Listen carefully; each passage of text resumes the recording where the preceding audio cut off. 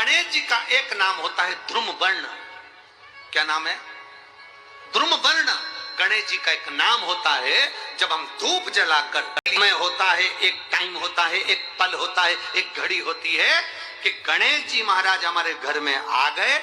गणेश जी की सबसे पहली जो आरती हो, उस आरती के समय पर अगर धूप बत्ती जलाई जाए या गोबरी को जलाकर उसमें गूगल छोड़ी जाए और गूगल छोड़ने के बाद गणेश जी का नाम ध्रुम वर्ण कह दिया जाए तो गणेश जी को तुम्हारे घर की पूजा स्वीकार करना पड़ती है। बस वो समय हम जानते।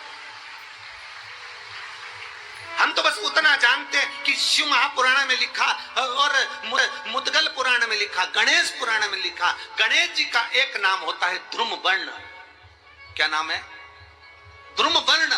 गणेश जी का एक नाम होता है। जब हम धूप जलाकर और धूप लगाने के बाद में गणेश जी की सबसे पहली आरती करने के पहले अगर हम सबसे पहली आरती गणेश जी की कर रहे हो, अपने घर में स्थापना कर रहे हो, बिठा रहे हो और तुम चाहते हो कि गणेश जी मेरे घर में आके मेरी पूजा को स्वीकार करें और जो मांगू मेरा गणेश मुझे दे 10 दिन के अंदर, तो पहला नाम लेकर पुकार लेना ध्रुम वर्ण विनायक, बैठो, बस काम हो गया। वो फ्री होकर आता। सुंदर जोड़ी थी शंकर और पार्वती की। सही है कि गलत है? कभी नहीं झगड़ते थे। इसलिए पृथ्वी पर ना तो लक्ष्मी जी के व्रत हैं, ना ब्रह्माणी के व्रत, ना इंद्राणी के व्रत। अगर पूरी पृथ्वी पर सबसे ज्यादा व्रत किसके हैं? माता पार्वती। तीज का व्रत किसका? पार्वती का। चतुर्थी का व्रत किसका? पार्वती का। चौथ का व्रत किसका? पार्वती का। छठ का व्रत किसका? पार्वती का। जितने व्रत है सब माता पार्वती। गणेश जी मैया को प्रसन्न करने के लिए अष्ट रूप में धारण करते हैं। 8 रूप भगवान गणेश जी ने धारण किए। एक मयूरेश्वर गणेश, दूसरा सिद्धि विनायक, तीसरा बल्लालेश्वर, फिर वरद विनायक, फिर चिंतामणि, फिर गिरजात्मज, फिर भगवान गणेश विघ्नेश्वर अष्ट विनायक, फिर महागणपति। ऐसे गणेश जी के अष्ट नाम हुए। उस समय तिजोरी के अंदर जो गणेश की प्रतिमा रखी जाती है, किस नाम से रखी जाती है? तो तिजोरी में हम जो गणेश की प्रतिमा रखते हैं वो वरद विनायक के नाम से रखते हैं। कौन सा गणेश? वरद। वरद विनायक के नाम से तिजोरी में गणेश रखते हैं।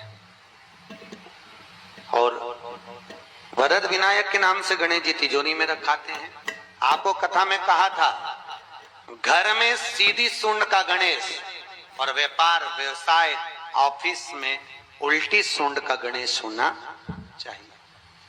वरद विनायक को तिजोरी में। जब मकान का गृह प्रवेश होता है तो गणेश जी की पूजन जो दरवाजे पर करी जाती है उसे सिद्धि विनायक गणेश कहते हैं। कौन सा गणेश? सिद्धि विनायक। जब हम घर में शुभ कार्य हो, बंदरवाल लगाएं, कोई दरवाजे पर शुभ लाभ लगाएं या स्वस्तिक बनाएं या माताएं दरवाजे पर रंगोली डाले, तो उसी समय पर सिद्धि विनायक के नाम से रंगोली डालना चाहिए। तो घर में लक्ष्मी बढ़ती है, सिद्धता बढ़ती है। याद रखिए, कभी भी गणेश जी को, मिट्टी के गणेश जी लाते हो भादो महीने में, तो विसर्जन करो तो विसर्जन के समय पर 2 बिंदी, एक कंकु की, एक हल्दी की, दीवार पर जरूर लगा देना चाहिए। क्यों? क्योंकि गणेश जी हमारे यहाँ आते हैं तो रिद्धि सिद्धि के साथ आते हैं, और जब गणेश जी जाते हैं अगर हम बिंदी नहीं लगाते हैं तो गणेश जी अपनी रिद्धि सिद्धि को साथ में लेकर चले जाते हैं। पति के साथ पत्नी वापिस चली जाती है। जब हम बिंदी लगाते हैं तो उसका मतलब होता है कि हमारे घर की बहू हमारे घर में रहे, बेटा भले भ्रमण के लिए जाए। तो गणेश जी जाते हैं, रिद्धि सिद्धि घर में रह जाती है। इसलिए रिद्धि सिद्धि को घर में रखने के लिए 2 बिंदी लगाना चाहिए, एक कुंकू की, एक हल्दी। गणेश जी की प्रियता है दुर्वा। क्या प्रियता है? दुर्वा। कितनी दुर्वा गणेश जी को समर्पित करी जाती है? मात्र 5। कितनी?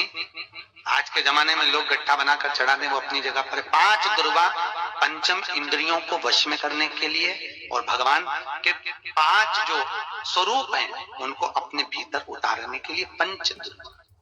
और दुर्वा में भी 3 गांठ। जब दुर्वा समर्पित करी जाती है तो उसमें नीचे दुर्वा की डंडी पर गांठ रहती है, 3 छोटी छोटी गांठें होना चाहिए। चतुर्थी का जो व्रत करने वाली होती हैं, जो चतुर्थी का पूजन करने वाली होती हैं, उनके भीतर का एक भाव होता है कि जैसे ही शाम का समय आए चंद्रदेव का पूजन करें, चंद्र जब प्रकट हो जाए, कलश भर लिया, उसके नीचे आका दाना रख दिया, चावल गेहूं जो भी आप रखते हो पूजन के लिए, ऊपर पात्र आदि रख दिया जलाशय, फिर अपन ने घी का दिया लगाकर पूजन भी कर ली। तो जो चतुर्थी का पूजन करने वाली होती है, जो चतुर्थी का नियम व्रत धारण करने वाली होती है, बड़ी बड़ी चतुर्थियां करती हैं या उसका नियम धारण करती हैं, तो चतुर्थी का जो पूजन करती है वो किस चीज के लिए? केवल संतान, पुत्र, परिवार, हमारा कुटुंब, हम जिस कुल में है हमारा कुल वैभव की ओर बढ़े, संपदा की ओर बढ़े और उसकी आयु बढ़े, उसकी आयु बढ़े, वैभव बढ़े। बहुत ध्यान दीजिएगा महाराज, चतुर्थी की पूजन में जो आप आखा दाना रखते हो, गेहूं वगैरह कुछ भी जो रखते हो, उसकी बड़ी महत्वता होती है महाराज। यहां तक कहा गया है, चतुर्थी की कथा तो आप लोग पढ़ते होंगे, जो लोग पढ़ते हैं उनको मालूम होगा, चतुर्थी की कथा में लिखा है, चौथ माता के व्रत में वर्णन किया गया है कि वो आखा दाना जो रखा जाता है, मान लो कोई जरूरी काम होता है तभी आखा दाना को रखा जाता है, संभाल के रखते हैं कि हम इस काम के लिए जा रहे हैं और हमारा ये कार्य सफल होना चाहिए। तो जिसने चतुर्थी का व्रत करा है, जिसने चंद्रदेव का पूजन करा, चतुर्थी का व्रत करा, वो गणेश जी से विनती करके वहां से 2-4 आखा दाना उठा ले, और जो व्यक्ति का काम अटक रहा है अपने ही घर का, पर दूसरे कुल को नहीं देना, अपने ही कुल के अंतर्गत जो काम अटक रहा है उसकी जेब में, उसके उस चीज को रख दिया जाए।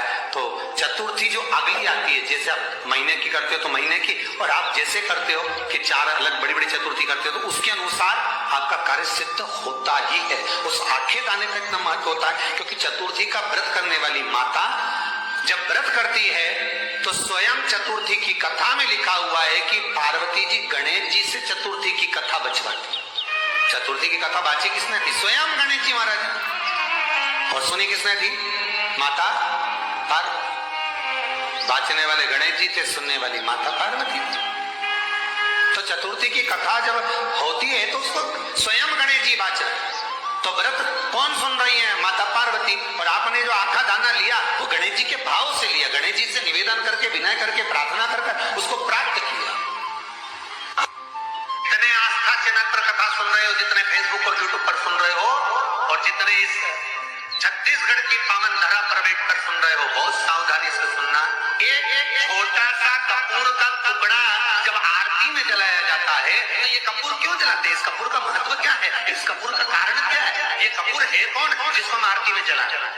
क्या जरूरत इस कपूर को आरती में जलाने की? क्या जरूरत इसको यज्ञशाला में जलाने की? क्या जरूरत है इस कपूर को पूजन में जलाने की? स्वयं गुरु बाबा कहते हैं, यदि कोई आरती में, पूजन में, घर में एक कपूर का टुकड़ा आरती के बाद में जब समर्पित करेगा तो उसको अश्वमेध यज्ञ का पुण्य प्राप्त हो जाएगा। अश्वमेध यज्ञ के पुण्य को पाने के लिए कपूर का टुकड़ा आज भी आरती में जलाएगा।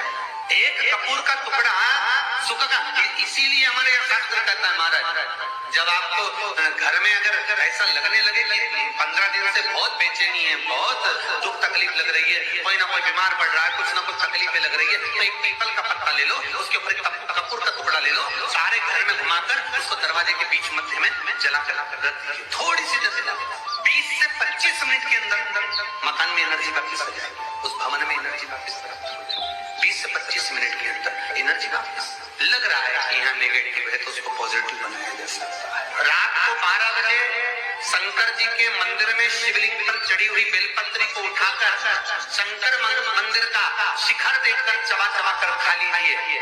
आपके पांव के घुटने बदलने की जरूरत नहीं पड़ेगी, ऑपरेशन की जरूरत नहीं पड़ेगी। अलमस्तता। इस संवाद के अंतर्गत ये जो संवाद आया है, श्री गणेश जी महाराज ने श्री शैलम पर कार्तिकेय महाराज की पावन धरा पर, मल्लिकार्जुन की पावन धरा पर, श्री सेलम में 3 प्रश्न श्री गणेश जी महाराज ने करे और वो गणेश जी के 3 प्रश्न आपको भी ज्ञात होना चाहिए। पहला प्रश्न गणेश जी महाराज ने अपनी माता से कहा, माँ, मृत्यु लोक के अंतर्गत इस भूमि पर जन्म लेने के बाद में अगर व्यक्ति को वृद्ध अवस्था का सामना ना करना पड़े तो उसके लिए क्या करना चाहिए? सुन लेना जवान भाई, जितने भी बेटा बेटी बैठे हैं और जितने आस्था चैनल पर, फेसबुक, यूट्यूब पर सुन रहे हैं, बड़े ध्यान से सुन लेना कि मान लो कि हमें वृद्ध अवस्था देखना ही ना पड़े, उसके लिए क्या करना पड़े? तो कहा उसका एक ही साधन, राम राम रटते रहो जब तक घट में प्राण, कबहु तो दीन दयाल के भनक पड़ेगा। महाराज एक कर्म करते रहो, तुम्हारा कर्म जरूर करो, काम करते करते करते करते करते करते भी भगवत स्मरण करते। धर्म और कर्म, इन दोनों में अंतर क्या है? बोलो जल्दी बोलिए। धर्म और कर्म में अंतर क्या है? धर्म अष्टविनायक में एक विनायक, सबसे प्रबल विनायक, अष्टविनायक में सबसे प्रबल।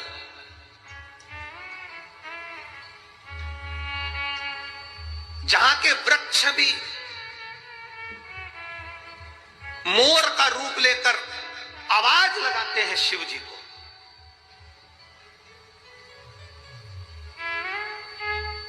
जहां की नदी